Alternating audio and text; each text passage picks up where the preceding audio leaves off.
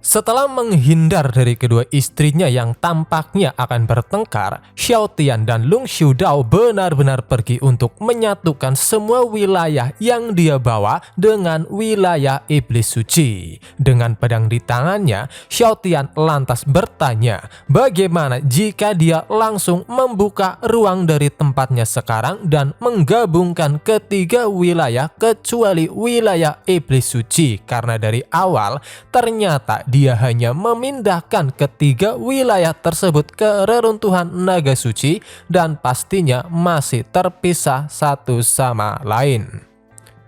Mendengar itu, Lung Xiudao yang sedikit panik segera mencegahnya karena proses seperti itu pasti akan berdampak pada orang-orang di dalamnya. Selain itu, mereka juga tidak tahu harus memindahkan mereka kemana untuk sementara. Xiao Tian akhirnya mengerti bahwa mengintegrasikan seluruh wilayah atau domain hampir sama seperti mengulangi adonan yang membutuhkan kelenturan dan kelembutan selama prosesnya. Setelah berhasil memikirkan solusinya, dia segera merobek ruang menggunakan kedua tangannya. Di kehampaan, dia mulai menyatukan semuanya dan kali ini dengan kedua tangannya langsung dan bukan menggunakan pedang seperti niat awalnya.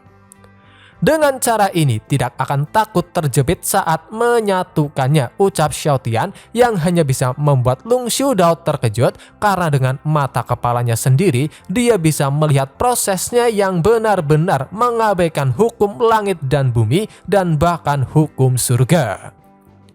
Kenapa rasanya Tuan Xiao Tian baru saja menebak-nebak dan bertindak sembarangan, tetapi sebenarnya dia benar-benar bisa melakukannya, pikir Lung Xiudao. Malam harinya, setelah pekerjaan usai, Xiao Tian dan Lung Xiudao terlihat sedang menikmati makan malam bersama. Di situ, Lung Xiudao mencoba bertanya, dengan kekuatan besar yang dimilikinya, apakah Xiao Tian pernah berpikir untuk menyatukan dunia alam 8 penjuru yang sayangnya langsung ditolak dengan alasan meskipun menyatukan dunia 8 penjuru benar-benar sebuah rencana besar yang terdengar sangat luar biasa, tetapi bagi dirinya, rencana besar dan tujuan besar pasti sangat melelahkan, dan yang terpenting, hal itu tak sejalan dengan tujuannya. Seperti biasa, ketika mereka sedang asik menikmati makan malam, kedua istrinya datang dan bahkan mereka terlihat sedang memperebutkan Xiao Yu'er. Namun melihat pemandangan seperti itu membuat Xiao Tian tersenyum senang karena di masa lalu dirinya belum pernah merasakan kehidupan hangat seperti itu. Yang awalnya hanya berdua, setelah kedua istrinya dan juga yang lainnya bergabung, mereka semua akhirnya makan malam bersama dengan Ziruyan dan Lu Shaiyuan yang masih saja berdebat satu sama lain untuk memperebutkan hak menyuapi suami mereka. Tak seperti sebelum-sebelumnya, kali ini Xiao Tian masih bisa bersikap tenang. Bahkan hebatnya, meskipun sedikit dipaksakan, dengan sumpit di tangannya, dia mengambil daging yang sedang direbutkan kedua istrinya sebelum akhirnya memakannya. Alhasil, Ziruyan dan Lu Shaiyuan yang melihat itu menghentikan pertengkaran mereka dan duduk kembali untuk menikmati makan malamnya. Xiao Tian mulai membicarakan tentang permasalahan saat ini, khususnya tentang dinasti Yan Agung yang telah berhasil ditempatkan di dalam alam suci iblis. Keduanya bahkan telah terintegrasi menjadi satu, sehingga kedua belah pihak harus mempertimbangkan aliansi membuat dinasti Yan Agung dan kerajaan iblis Yuanxi menjadi negara saudara. Dan yang terpenting, mereka masih menjaga individu independen satu sama lain, tetapi tidak mencegah perdagangan timbal balik dan mencoba untuk menjaga konsistensi aturan dan peraturan besar. Orang pertama yang sangat semangat menyetujuinya sudah pasti adalah Lu Shaiyuan. Bahkan dia sampai menyarankan agar mereka bisa menangani rapat pengadilan bersama. Alhasil, Ziruyan yang melihat itu langsung memukulnya. Bukankah kau sudah terlalu keterlaluan? Permaisuri kerajaan iblis Yuanxi adalah kau dan bukan aku. Kau terlihat rata-rata tetapi kau berpikir dengan indah. Apakah kau masih ingin aku membantumu melakukan pekerjaan gratis? Teriak Ziruyan, yang setelah itu dia berkata bahwa mulai hari ini pelatihan khusus Kaisar Lu Shaoyuan akan berlipat ganda. Ditarik pergi oleh Ziruyan, Lu Shaoyuan hanya bisa meminta tolong pada suaminya. Tetapi sayangnya, Xiao Tian berpura-pura tidak mendengarnya. Bahkan Lao Yi, Lao Er, dan Lao Shan hanya bisa menyemangati ratu mereka karena bagaimanapun juga, semua itu demi kebaikan Lu Shaoyuan serta kerajaan iblis Yuanxi. Setelah itu hari-hari pun berjalan seperti biasa. Sama seperti apa yang dikatakan Xiao Tian sebelumnya, saat ini dinasti Yan Agung dan kerajaan iblis Yuanxi telah beraliansi. Bahkan orang-orang dari dinasti Yan Agung mulai mempromosikan atau lebih tepatnya memulai perdagangan produk mereka. Bahkan ada juga acara lelang untuk barang eksklusif seperti anggur permaisuri Yan Agung dengan beberapa versi dari yang kualitas standar sampai ke kualitas tertinggi.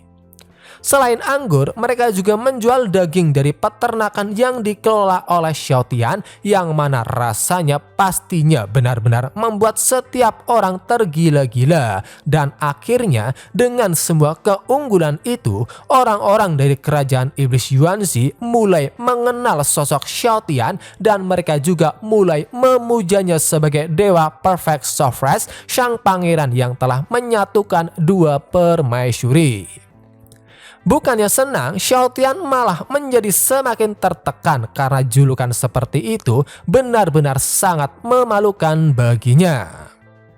Setelah semua itu ternyata masih gagal.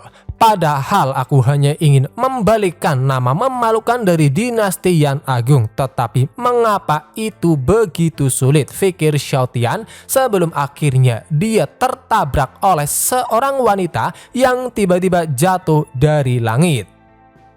Sedikit info, meskipun seharusnya saat ini nama dari wanita tersebut belum diketahui karena dia juga masih tak sadarkan diri, untuk mempermudah pemanggilannya, kita akan langsung saja membongkar namanya yang ternyata adalah Lungshu Baixing. Melihat sosok wanita berambut putih yang pastinya itu adalah Lungshu Baixing, hal pertama yang difikirkan Xiao Tian entah mengapa wanita tersebut sangat mirip dengan sosok wanita misterius yang sebelumnya pernah menolongnya.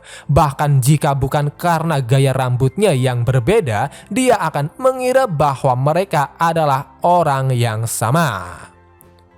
Melihat fluktuasi spesial dari arah dia terjatuh, Lungshu Dao hanya bisa menebak bahwa tampaknya Lungshu Baixing telah menghadapi situasi yang mendesak yang memaksa dirinya melarikan diri untuk menyelamatkan hidupnya.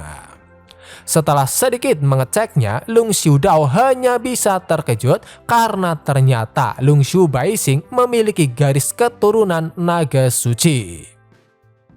Sepertinya dia menyembunyikan identitasnya dari klan naga suci sebelumnya. Tapi sekarang setelah koma, karakteristik garis keturunan naga suci terungkap dan klan naga suci dari generasinya tampaknya sedikit berbeda, tambah Lungshu Dao yang ketika ditanya kembali apa perbedaannya, sekali lagi dia menjelaskan bahwa garis keturunan gadis tersebut jauh lebih kuat ketimbang dirinya, yang menunjukkan bahwa seluruh ras naga suci telah berevolusi.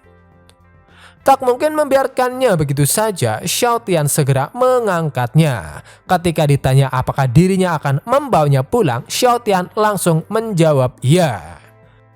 Mungkin saja dia ada hubungan denganku terlepas dari urusan. Lihat bekas luka bakar di armornya. Apakah kau merasa familiar? Ucap Xiao Tian. Dan setelah mengeceknya, Lungshu Dao hanya bisa terkejut karena luka bakar yang dimaksud disebabkan oleh api iblis suci yang sama seperti milik Lu Shaoyuan. Secara umum, api iblis suci milik Lu Shaoyuan bukanlah sembarang api karena terlepas dari kekuatan fisik, itu dapat langsung membakar daging, sumsum tulang, organ dalam, dan melemahkan aura dalam. Yang terpenting saat ini klan iblis suci sangatlah langka, apalagi yang telah membangkitkan darah iblis suci tertinggi, dan biasanya hanya keluarga kerajaan yang dapat menggunakan api iblis suci. Mari kita kembali dulu dan bertanya pada Lu Shaoyuan tambah Xiaotian.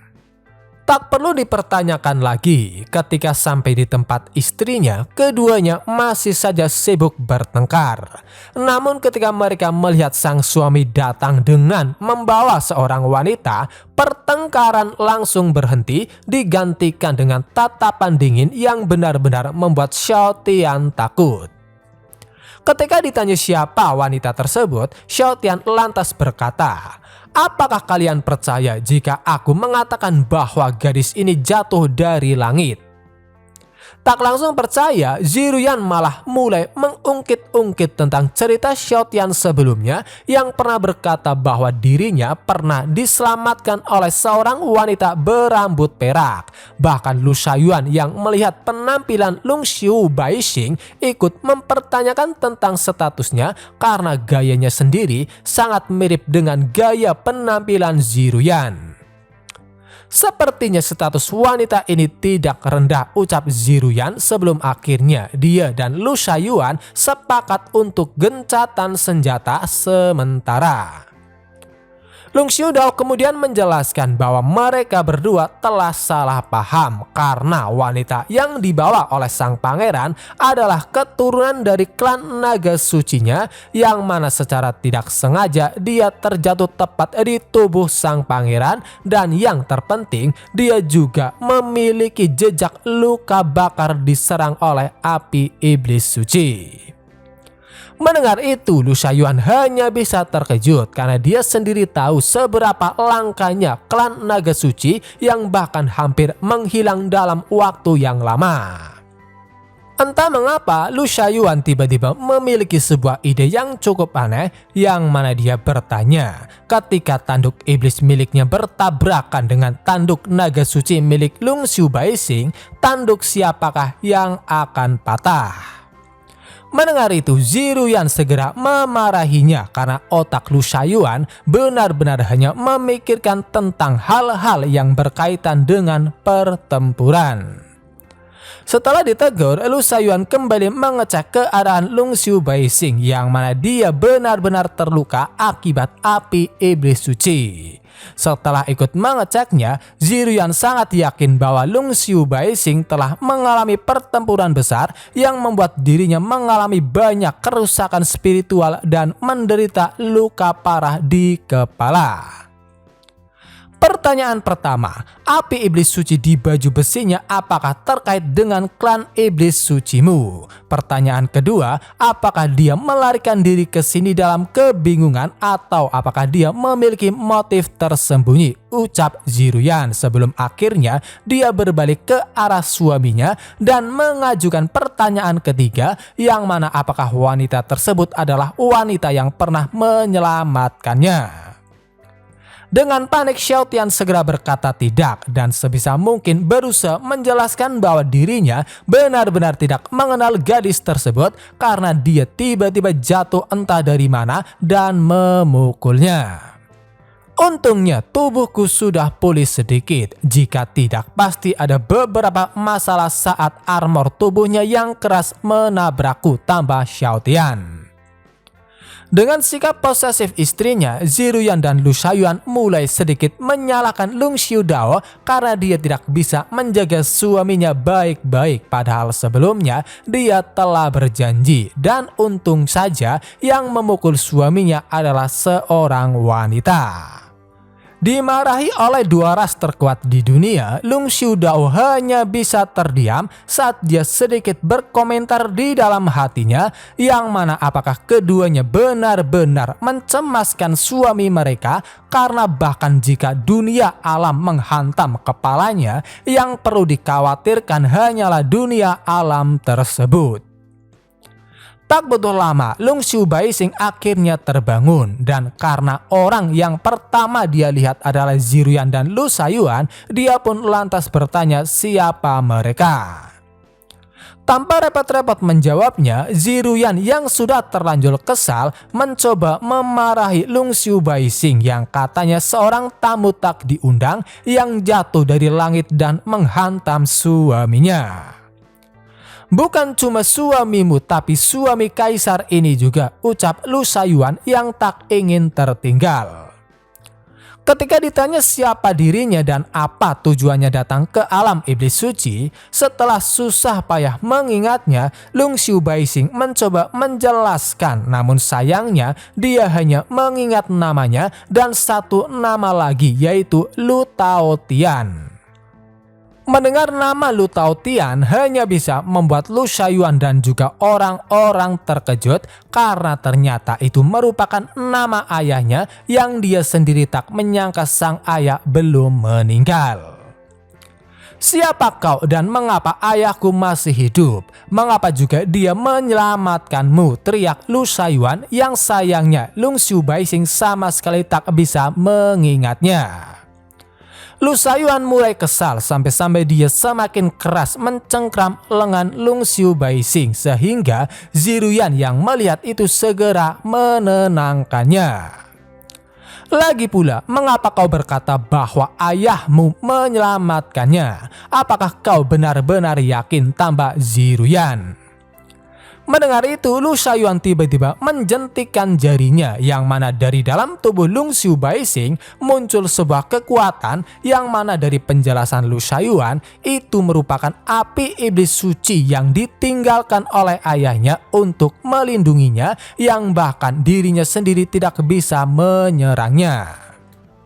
Lung Xiu Baixing hanya bisa meminta maaf karena dirinya benar-benar tidak bisa mengingat apa-apa. Untuk memecah ketegangan, Lung Xiudao lantas memperkenalkan dirinya, termasuk dia yang juga leluhurnya. Pada dasarnya, klan naga suci memiliki fisik yang luar biasa dan tidak mungkin mereka kehilangan ingatan setelah kepalanya terbentur. Jadi orang tua ini perlu mencari tahu alasannya, tambah Lung Xiudao. Mendengar bahwa tampaknya Lung Xiu Baixing hanya kehilangan ingatan masa lalu tetapi pengetahuannya masih ada, hanya bisa membuat Lung Xiudao terkejut karena itu tandanya Lung Xiu Baixing terkena kutukan darah yang mana itu merupakan kutukan kuno. Mencoba mengambil kesimpulan, Ziruyan hanya bisa menebak bahwa tampaknya seseorang dengan sengaja menaruh kutukan tersebut untuk membungkam Lung Xiu Baixing karena dia tidak ingin Lung Xiu Baixing menceritakan sesuatu yang tak seharusnya dia ceritakan. Dan untuk pihak yang dimaksud, kemungkinan besar adalah orang yang ingin membunuh Lung Xiu Baixing. Tetapi sayangnya Lung Xiu Baixing diselamatkan oleh ayah Lu Shaoyuan sehingga pihak lain yang gagal membunuh hanya bisa memberikan kutukan agar informasi tentang dirinya tidak bocor. "Senior Lung Xiudao, bagaimana cara mengatasi kutukan ini?" tanya Ziruyan. Tetapi sayangnya Lung Xiudao menjelaskan bahwa kutukan darah dan daging merupakan kutukan yang menggunakan kehidupan sebagai lampu serta daging dan darah sebagai api, sehingga kutukan tersebut akan bertahan selamanya. "Bunuh saja orang yang merapalkan kutukan, bukankah itu benar? Karena lampu kutukan ini selalu terang dan abadi, bukankah tidak apa-apa untuk menghancurkannya?" ucap Xiao Tian. Meskipun tak mengatakannya, sebenarnya Xiao Tian memiliki satu pilihan lain lagi, yaitu dengan meribot ulang Lung Xiu Baixing, lebih tepatnya jiwanya. Namun masalah utamanya, hal itu cukup sulit dilakukan karena harus memerlukan tingkat keberhasilan yang tinggi. "Lung Xiudao, apakah ada pil yang dapat memulihkan jiwa setelah hancur?" tanya Xiao Tian. Ketika baru saja menjelaskan tentang pil psikis anti-virtual yang memiliki efek magis seperti itu, tiba-tiba Lung Xiudao tersadar akan kata-kata Xiao Tian sebelumnya, yaitu tentang jiwa yang hancur, sehingga dia berharap itu tidak seperti yang difikirkan. Tetapi sayangnya semuanya tak sesuai dengan apa yang diharapkan, karena dengan pemikiran Xiao Tian, dia malah mengambil pepatah dari kehidupan sebelumnya yang mana jika terjadi kesalahan untuk tidak khawatir karena solusinya hanya di shutdown dan kemudian di restart. Meskipun Xiao Tian menganggap bahwa idenya itu sangatlah brilian, di sisi lain Lung Xiudao hanya bisa panik karena hal semacam itu tidak mungkin bekerja, dan yang terpenting kondisi Long Xiu Baixing berbeda dari yang seharusnya karena roh naganya saat ini berada di lautan ruang kesadaran di kepalanya, sehingga menghancurkan roh naga tidak ada bedanya dengan membunuhnya secara langsung. Itu mudah, ledakan saja kepalanya dulu lalu sembuhkan, ucap Xiao Tian, seolah-olah hal semacam itu sangat sepele baginya.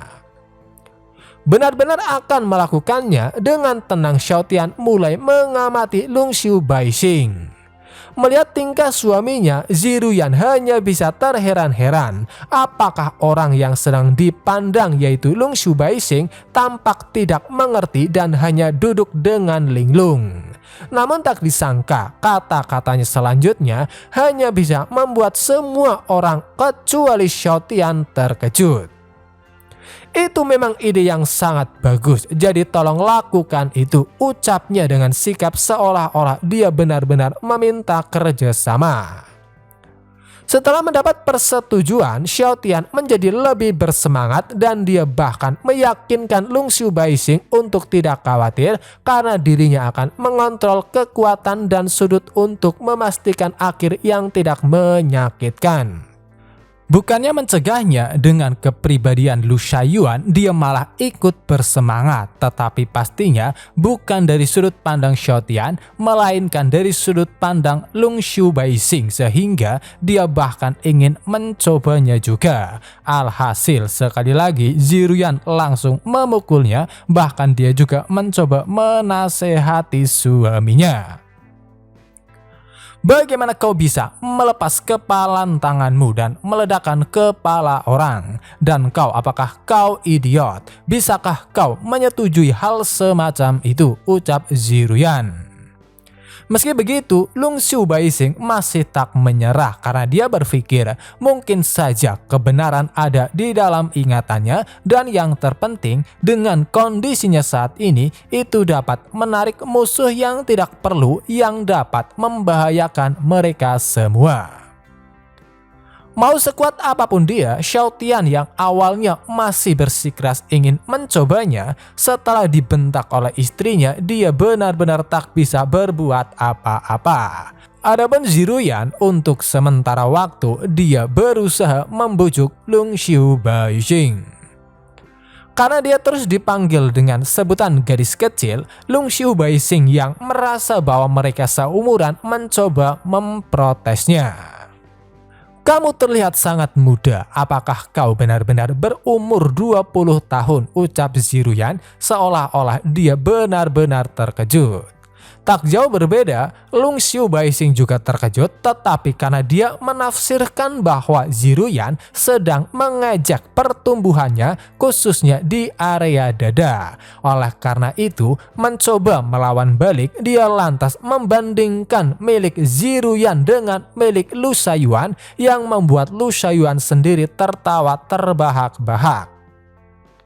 Jangan marah, dia masih anak-anak, ucap Ziruyan di dalam pikirannya. Setelah sedikit tenang, Ziruyan kembali melanjutkan pembicaraan, namun sekali lagi Lung Xiu Baixing yang tampaknya tak begitu paham akan rasa tidak enak, dia malah bertingkah seolah-olah mengasihani Ziruyan dengan berkata bahwa meskipun ukurannya tak sebesar milik Lu Shaiyuan, tetapi secara keseluruhan masih sangat indah. Layaknya seorang penolong, akhirnya Yang Ming ikut campur, yang mana dia menasehati semua orang bahwa untuk saat ini, daripada langsung menanyakan hal-hal rumit semacam itu, alangkah baiknya membiarkan Lung Xiu Baixing tinggal terlebih dahulu, sehingga apa mereka perlu mengatur bagaimana seharusnya Lung Xiu Baixing diperlakukan. Tiba-tiba Lung Xiu Baixing malah mengendus-ngendus Xiao Tian. Bahkan setelah itu, tiba-tiba dia menjilat pipinya, yang mana hal itu pastinya benar-benar membuat semua orang terkejut, khususnya Ziruyan dan Lu Shaiyuan. Namun tanpa memperdulikan semua itu, Lung Xiu Baixing malah merangkul Xiao Tian dan dengan tenangnya dia berkata bahwa dia ingin berada di sisinya. Entah kenapa rasanya sangat nyaman berada di dekatnya. Baunya juga enak dan rasanya manis, tambah Lung Xiu Baixing seolah-olah tindakannya adalah hal yang wajar. Tak mungkin diam begitu saja, Ziruyan yang sudah benar-benar kesal segera bertindak dan berusaha memisahkan keduanya.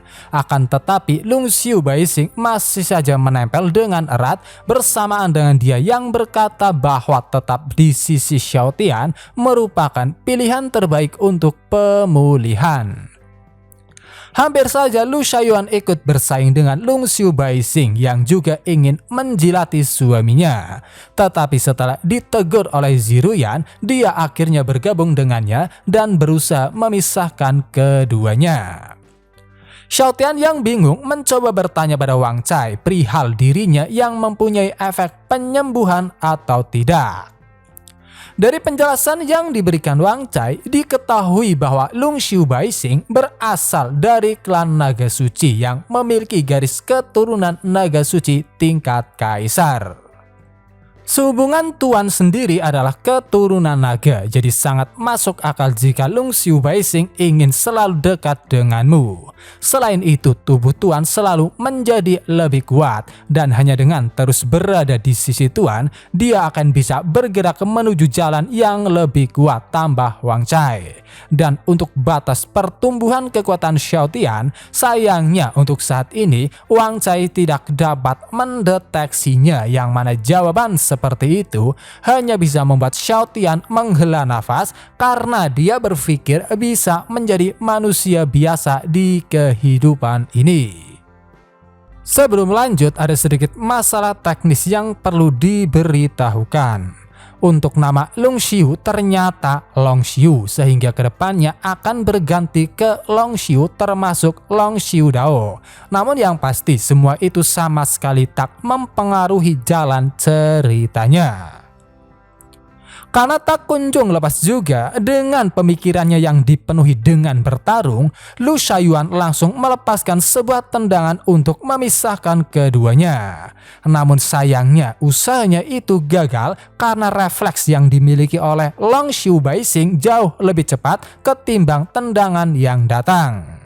Merasa bahwa itu merupakan tindakan yang benar, Ziruyan ikut mengeluarkan pedangnya tanpa memperdulikan Xiao Tian yang hanya bisa diam di tempat dengan pasrah. Aku hanyalah orang lemah, bisakah kalian tidak melibatkanku? Itulah yang difikirkan oleh Xiao Tian. Singkat cerita, setelah itu dengan kerjasama mereka berdua mulai menyerang, yang entah mengapa dengan lihai Lung Xiu Baixing mampu menghindari setiap serangan yang datang saat dia juga masih menempel erat pada Xiao Tian. Karena semakin kesal, serangan mereka juga semakin agresif sampai-sampai secara tidak sengaja mereka menyerang langsung tepat ke arah Xiao Tian.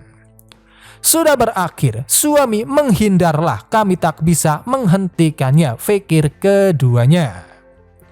Dengan serangan selevel itu pastinya sama sekali tak menjadi ancaman bagi Xiao Tian. Sebaliknya dia bersiap untuk menangkap serangan kedua istrinya meskipun efeknya kemampuannya akan terbongkar. Namun yang tak disangka, Lung Xiu Baixing yang selalu menghindar dengan segera bergerak untuk melindungi Xiao Tian. Alhasil serangan keduanya langsung mengenainya. Karena dari awal itu hanya sekedar pertengkaran seorang wanita, pastinya keduanya benar-benar tak mengharapkan hasil seperti itu, sehingga mereka yang awalnya kesal segera mendekat dengan panik untuk membantunya. Adapun Long Xiu Baixing bukannya marah, dia malah mengucapkan terima kasih karena darah yang dia tumpahkan telah membuatnya jauh lebih nyaman. "Mengapa kau tidak melawan? Mengapa kau tidak bersembunyi?" tanya Ziruyan, yang langsung dijawab bahwa ketika mereka memutuskan untuk menerima dirinya, dia menganggap itu adalah sebuah kebaikan sehingga dia tidak bisa melawan orang-orang yang sudah mau menerima dirinya. "Kalian baru saja mengatakan bahwa dia belum pulih dari gejala sisa, jadi dia pasti tidak dapat menahan serangan kalian, dan aku telah menghitung bahwa jika aku melawan dengan keras, aku akan dapat bertahan hidup. Menahan pukulan ini secara paksa adalah hasil terbaik," ucap Long Xiu Baixing di saat darah masih keluar dari mulutnya, yang mana hal itu hanya bisa membuat semua orang terdiam di tempat melihat tingkah Long Xiu Baixing yang masih bisa tenang di situasi seperti itu. Setelah Ling Er berteriak, dengan segera orang-orang mulai bergerak untuk merawat luka Long Xiu Baixing. Bahkan Long Xiu Dao juga segera mengeluarkan beberapa pil, tetapi tiba-tiba Long Xiu Baixing berkata bahwa daripada minum pil, alangkah baiknya jika dirinya dibiarkan tetap di sisi Xiao Tian. Tak tahu maksudnya, Li Shuang mencoba bertanya. Bukannya Xiao Tian, Xiao Yu'er lah yang berkata. Namun bukannya menjawab, dia malah bertanya balik, apakah mereka semua tidak menyadari bahwa setiap kali berada di sisi ayahnya, mereka pasti akan merasa sangat nyaman. Hanya dengan kata-kata seperti itu, mereka semua mulai memikirkannya, dan setelah diingat-ingat, memang benar dengan berada di dekat sang pangeran membawa banyak sekali manfaat, di antaranya kecepatan pelatihan akan jauh lebih cepat, dan bahkan Ziruyan dan Lu Shaiyuan mengaku bahwa masalah yang tidak dapat dipahami di masa lalu dapat diselesaikan dalam sekejap. Seketika tatapan semua orang langsung mengarah ke Xiao Tian, yang mana itu pastinya hanya bisa membuat Xiao Tian bingung. Apalagi pada akhirnya Lu Shaiyuan diikuti oleh yang lainnya malah membuat sebuah kesimpulan, yang mana alasan dari semua itu karena Xiao Tian pernah berkata bahwa dirinya pernah makan sesuatu yang melanggar batas, yang kemungkinan besar itu adalah harta surga dan bumi yang sangat kuat yang saat ini telah menyatu menjadi daging dan darah di dalam tubuhnya. Yang mulia Permaisuri Lu benar, tak heran dia ingin menjilat yang mulia pangeran, ucap Ling Er. Malam harinya, dengan adanya Long Xiu Baixing, makan malam Xiao Tian kali ini ditemani oleh 3 wanita cantik, yaitu 2 istrinya dan satunya lagi yang mungkin di masa depan akan ikut bergabung. Sebagai istri utama, Ziruyan masih berusaha menasehati Long Xiu Baixing, yang mana intinya berhubung Long Xiu Baixing tak mau dipisahkan dengan suaminya, dia yang merasa tidak nyaman karena tidak ada yang bisa menjamin bahwa Long Xiu Baixing tidak memiliki motif tersembunyi. Pada akhirnya, mulai hari ini dan seterusnya, secara resmi dia telah memutuskan akan pindah ke istana pangeran dan tinggal bersama dengan suaminya. Dengan keputusan yang tiba-tiba dibuat, Lu Shaiyuan hanya bisa kesal dengan kelicikan Ziruyan, sehingga dia yang tak mau kalah memutuskan untuk pindah juga. "Bolehkah aku bertanya pada Permaisuri Holy Demon, mengapa kau pindah ke tempat ini? Apakah untuk mengawasi ataukah ada maksud lain? Karena aku sendiri sudah cukup," ucap Ziruyan. Sama seperti biasa, setelah itu keduanya mulai berdebat satu sama lain. Adapun Long Xiu Baixing, dia malah masih sibuk dengan urusannya sendiri. Bahkan dia sampai secara tidak sengaja meminum saus celup miliknya karena dikira minuman, sehingga dia ragu untuk meminta kembali pada Xiao Tian, apalagi keduanya sedang bertengkar. Sama seperti biasa, pertengkaran mereka tak jauh-jauh dengan minuman. Meskipun sudah lumayan terbiasa, masih saja Xiaotian sedikit terheran-heran dengan kelakuan istrinya. Sudah berapa lama sejak kalian mulai berebut anggur lagi? Perasaan yang begitu lama dan akrab, pikir Xiaotian. Setelah keduanya benar-benar mabuk, Xiaotian menggendong Ziruyan sedangkan Lu Shaiyuan dibawa oleh Longshu Baixing. Setelah membaringkannya di atas tempat tidur, dengan malu-malu Longshu Baixing mencoba meminta maaf karena sewaktu makan sebelumnya dia merasa tidak sopan karena bagaimanapun juga dirinya sudah lama tidak makan makanan enak. Tidak masalah, sedikit uang makan hanya masalah sepele, jadi makanlah sepuasnya. Kau harus tahu bahwa kekuatan finansial keluarga ada dalam kendaliku, ucap Xiaotian yang membuat Longshu Baixing jauh merasa senang. Baru saja dia ingin bermeditasi, tiba-tiba Xiaotian memukul belakang lehernya yang membuatnya langsung tak sadarkan diri. Setelah itu Xiaotian mencoba membaringkannya di atas kursi karena dia menganggap Longshu Baixing terlalu berlebihan dan penting baginya untuk mendapatkan tidur yang baik. Sialnya, tindakannya itu malah disaksikan langsung oleh kedua istrinya. Alhasil, mereka yang benar-benar cemburu langsung menelanjanginya dan tanpa dijelaskan lebih lanjut, kalian semua pasti sudah bisa menebak apa yang akan mereka lakukan. Sementara itu di luar wilayah iblis suci, tepatnya di area void atau kehampaan, sebuah kapal terlihat sedang melintas dan kapal tersebut dipimpin oleh seorang pria bernama Zhan Wushuang, dan dari percakapan mereka tampaknya mereka adalah orang yang sedang mengejar Longshu Baixing. Bos, bagian depan tampaknya adalah kota iblis suci, ucap salah satu bawahan Zhang Wushuang yang mana ternyata selain Zhang Wushuang seluruh bawahannya berkepala botak. Zhang Wushuang kemudian memberikan perintah pada tim ke-10 agar mereka pergi untuk menyelidiki situasinya. Yang terbaik adalah menangkap orang yang berharga untuk bertanya. Atasan membayar mahal untuk mengirim kita ke tempat ini dan kita harus menangkap Lu Taotian dan Longshu Baixing, tambah Zhan Wushuang. Pagi hari pun tiba. Setelah pertempuran malam yang cukup intens, mereka bertiga masih terlelap tidur.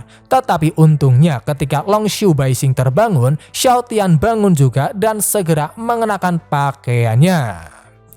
Melihat ruangan yang berantakan dengan polosnya, Longshu Baixing bertanya apakah tadi malam ada pencuri yang masuk. Sama sekali tidak. Hanya saja ada perkelahian kemarin, jadi tempatnya agak berantakan, jawab singkat Xiaotian. Lucunya, Longshu Baixing tak begitu saja mempercayainya, malah dia menjadi semakin penasaran karena dari pendapatnya pribadi, meskipun keduanya bertengkar, tetapi sebenarnya situasinya sendiri mencerminkan tentang hubungan mereka berdua yang sangat baik. Perlu kau tahu, semakin dalam hubungan, semakin sulit pertarungannya. Kau mungkin tidak akan mengerti, ucap Xiaotian yang mulai menunjukkan sikap gugupnya. Apalagi Longshu Baixing terus bertanya seperti anak kecil yang penasaran. Tiba-tiba Longshu Baixing menemukan sebuah kain yang terkena darah. Melihat itu Xiaotian menjadi semakin panik dan segera mengambilnya. Dan sebisa mungkin dia kembali menjelaskan tentang situasinya yang katanya lebih seperti perkelahian tragis dalam rumah tangga. Tampaknya menjadi suami kaisar tidaklah mudah, ucap Longshu Baixing yang langsung dijawab bahwa 2 lawan 1 memanglah tidak mudah. Bahkan untuk orang sekelas Xiaotian, dia benar-benar merasa punggungnya sedikit sakit sehingga setelah itu dia berniat meminta Yang Ming untuk membuat tumis ginjal babi Xingyan. Aku punya beberapa urusan yang harus dilakukan, jadi tetaplah baik dan jangan berlarian. tetaplah tinggal di istana pangeran ini. Kau bisa berlatih atau beristirahat, tetapi jangan lari-lari, ucap Xiao Tian saat dia akhirnya pergi. Namun yang pasti, ketika mereka berdua kembali beraktivitas seperti biasa, mereka masih memikirkan tentang kejadian semalam dan akan melanjutkan lagi malam ini. Xiao Tian yang telah bersama Yang Ming segera mengajaknya pergi untuk mengambil bahannya. Tak henti-hentinya, Xiao Tian memikirkan beberapa hidangan yang harus dimasak, dan Yang Ming yang sadar bahwa hidangan yang diminta memiliki khasiat untuk menambah tenaga, dia pun berkata akan membuat 10 hidangan suplemen, dan khasiatnya sendiri tak bisa diragukan mengingat dia juga memiliki istri yang sangat bertenaga. Ketika mereka sedang berjalan, tiba-tiba beberapa orang muncul lalu mengepung. Dan dilihat dari kepalanya yang botak, sudah pasti mereka adalah tim ke-10 yang dikirim oleh Zhan Wushuang. Seseorang yang bertindak sebagai kapten dengan penuh arogan, dia mulai mengoceh yang ternyata identitas Xiao Tian sebagai seorang pangeran dan juga Yang Ming sebagai Perdana Menteri telah diketahui. Kalian pasti mengetahui banyak informasi. Jika kalian berdua tidak ingin menderita, ayo pergi jalan-jalan. Jangan melawan tanpa rasa takut. Jika tidak, yang akan kalian hadapi hanyalah keputusasaan, tambah sang kapten bersamaan dengan kapal kecil mereka yang mendarat. Tak mungkin diam saja, Yang Ming segera mengeluarkan sebuah jimat dan melepaskannya langsung tepat ke arah dada sang kapten. Tetapi sayangnya serangannya itu sama sekali tak bisa menggores baju tempurnya. Alhasil sikap sang kapten menjadi semakin sombong dan menganggap Yang Ming dan Xiao Tian hanyalah ras manusia yang rendah. Hilang minat bertarungnya karena mangsa terlalu lemah, sang kapten lantas menyerahkan sisanya pada bawahannya. Bahkan dia sampai menyuruh mereka untuk mematahkan kaki Xiao Tian dan Yang Ming sebagai bentuk pelajaran.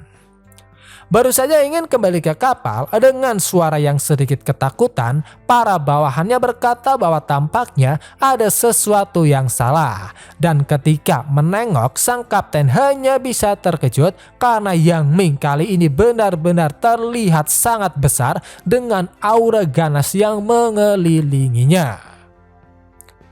Ras manusia rendahan, sungguh pernyataan yang sangat menarik. Kalau begitu, tunjukkan keahlian kalian dan lihat bagaimana kalian bisa membuat Perdana Menteri ini putus asa. Dasar serangga kecil, ucap Yang Ming. Beberapa di antara mereka yang tidak takut berusaha meyakinkan rekan-rekannya untuk tetap tenang karena aura yang dipancarkan Yang Ming hanya alam shine tingkat 10. Selain itu, sebagai ras Bloodstreak, mereka tidak boleh bersikap malu-malu sebelum berperang. Merasa tertantang kembali, sang kapten segera menyiapkan serangannya, yaitu tingkat ke-13 batas wilayah telapak tangan.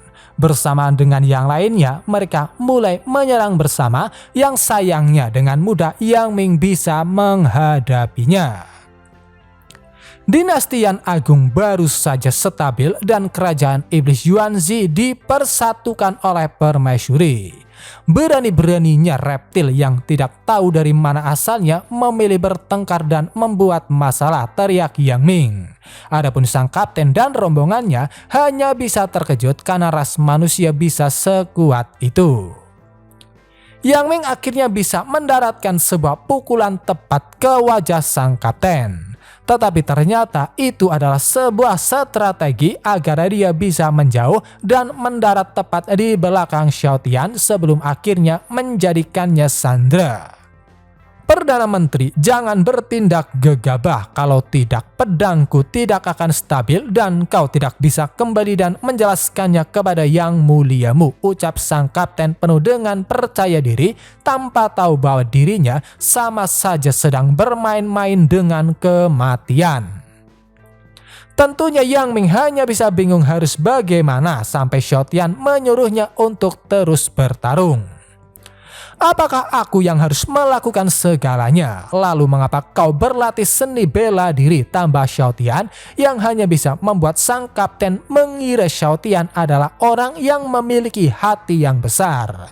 Namun yang membuatnya bingung, di situasi seperti itu Xiao Tian masih bersikap santai, bahkan mengajak ngobrol.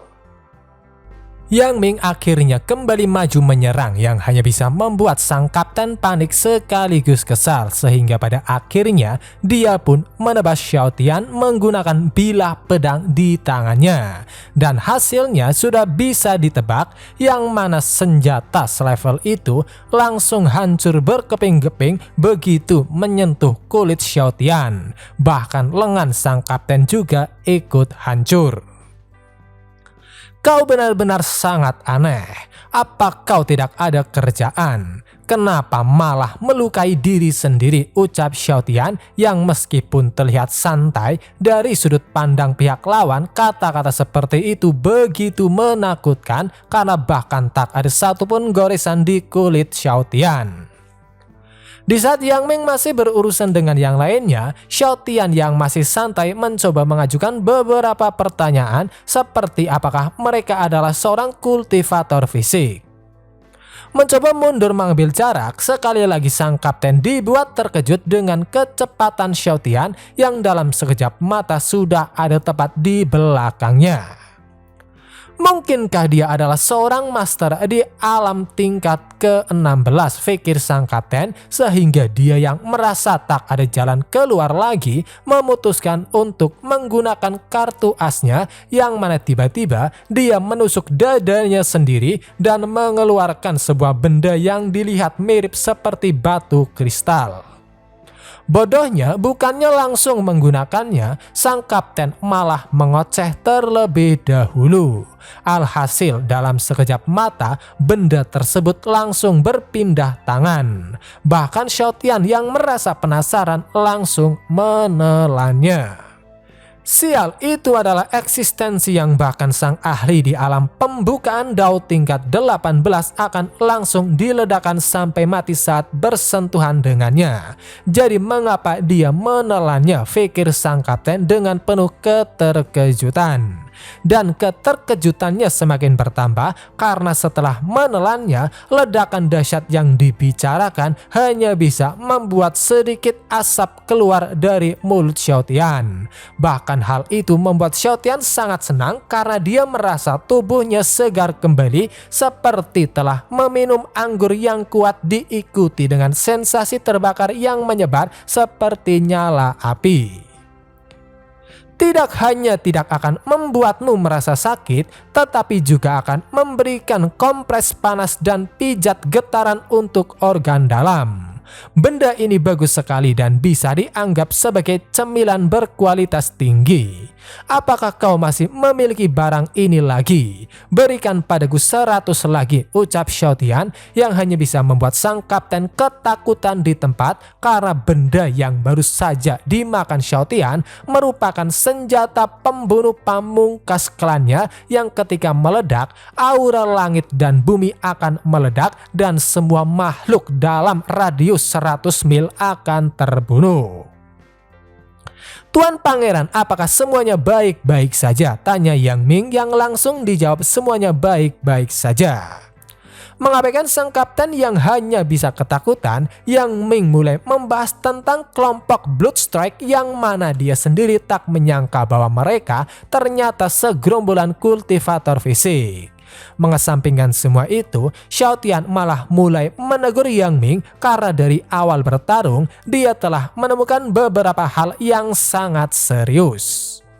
Mendengar itu, sang kapten hanya bisa cemas karena dia mengira kapal perang Void kelompoknya yang diparkir di luar Void telah ditemukan. Namun yang tak disangka-sangka, apa yang dimaksud Xiao Tian ternyata berhubungan dengan gerakan atau lebih tepatnya postur Yang Ming yang menurutnya penampilannya di atas panggung tidak cukup tampan.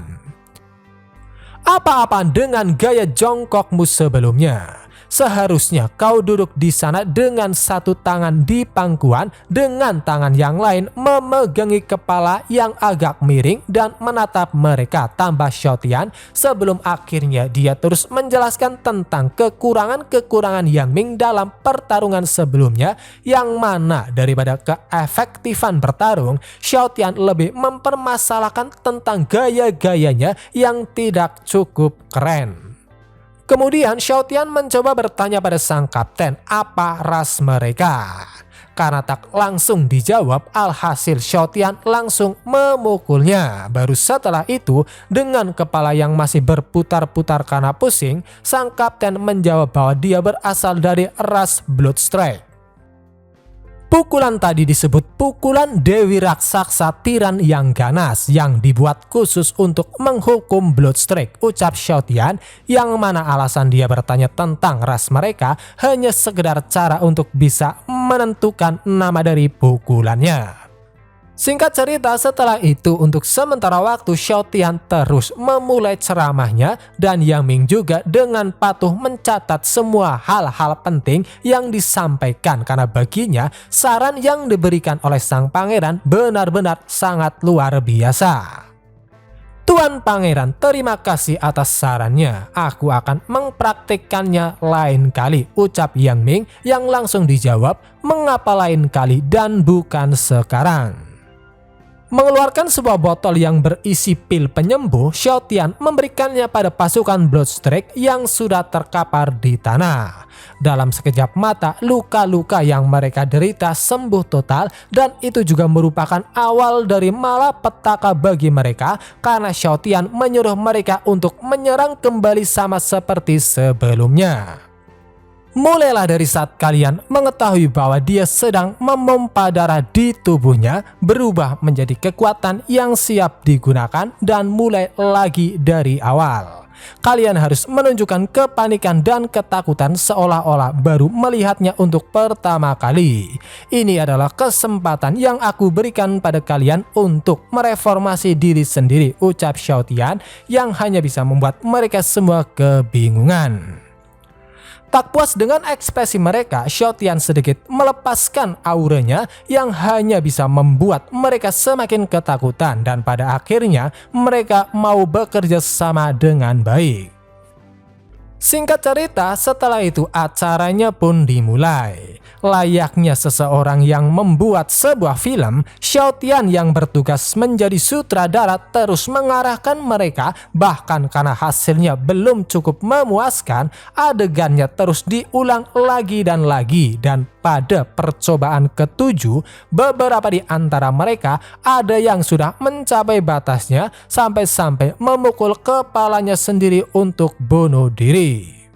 Dengan bunuh diri, dia mengira sudah bebas, tetapi sayangnya tindakan seperti itu sangat sepele di hadapan Xiao Tian, karena setelah dia mengeluarkan pil dan meminumkannya, jiwa yang seharusnya sudah terbang ke alam baka secara paksa diseret kembali ke tubuhnya. Jangan menyerah, aku yakin kau bisa, ucap tenang Xiao Tian, yang membuat pihak lain semakin putus asa. Setelah adegan yang sama diulang lagi dan lagi, bahkan sang kapten akhirnya menyerah juga. Saking parahnya, tanpa bunuh diri, jiwanya langsung mati. Dan itu tak hanya berlaku bagi sang kapten, tetapi semua orang yang mengikuti cobaan tersebut, yang dianggap oleh Xiao Tian sebagai ujian kecil. Melihat keadaan mereka, Yang Ming hanya bisa bertanya-tanya apa sebenarnya asal-usul ras Bloodstrike dan apa juga tujuan kunjungan mendadak mereka ke alam iblis suci. Selain itu, dia juga merasa bahwa meskipun sistem pelatihan Bloodstrike jauh lebih lemah daripada pelatihan seni bela diri yang diajarkan oleh sang pangeran, tetapi sistem pelatihan mereka cukup unik. Xiao Tian menyuruh Yang Ming untuk menanyakannya langsung ke pihak lain, tetapi begitu melihat kondisi mereka, Xiao Tian hanya bisa menghela nafas. Dan meskipun semua itu merupakan perbuatannya, Xiao Tian benar-benar tak mau disalahkan dan hanya beralasan bahwa bukan karena dirinya yang melangkah terlalu jauh, tetapi mereka yang memiliki hantu di dalam hatinya dan akhirnya kewalahan. Mereka hanya takut akan konspirasi apapun terhadapku, khawatir aku akan melihatnya dan mereka ketakutan. Itulah yang membuat mereka tidak bisa berkonsentrasi dan kehilangan kesempatan terakhir untuk bertahan hidup, tambah Xiao Tian saat dia menyentuh sang kapten dan tubuh sang kapten hancur menjadi debu. Tiba-tiba mereka bisa melihat kapal pihak lain melayang di udara. Yang Ming berusaha meyakinkan Xiao Tian agar mereka mengambil kapal tersebut sebagai kompensasi atas tindakan orang-orang berdosa dari Bloodstrike yang telah menunda waktu mereka, atau lebih tepatnya waktu sang pangeran yang amat berharga. Apalagi ada juga biaya tenaga kerja, biaya pengajaran, dan biaya kerugian jiwa yang mana menurutnya hanya dengan sebuah kapal terbang tidaklah cukup. Tuan Pangeran, selain itu aku pikir ada banyak orang sulit di seluruh alam iblis suci yang bisa mendapatkan bantuan. Ini bukan penghargaan tapi hadiah amal, tambah Yang Ming yang pastinya diterima baik oleh Xiao Tian. Oke semua, mungkin cukup sampai di sini dulu video pembahasan kali ini. Terima kasih buat kalian yang sudah menonton dan sampai jumpa lagi di video-video berikutnya.